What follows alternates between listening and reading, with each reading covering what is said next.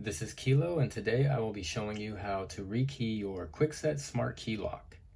This is a relatively simple process that only takes a couple of seconds. All you need is what you see here in front of you. We have our original key, our Kwikset smart key change tool, and our new key. Step number 1, you will take your original key, place it into the lock, and turn it 1/4 turn. Next, you will take your Kwikset smart key change tool and place it into the slot next to the keyway, pressing until you hear a click. Next, you will remove your original key, setting it aside.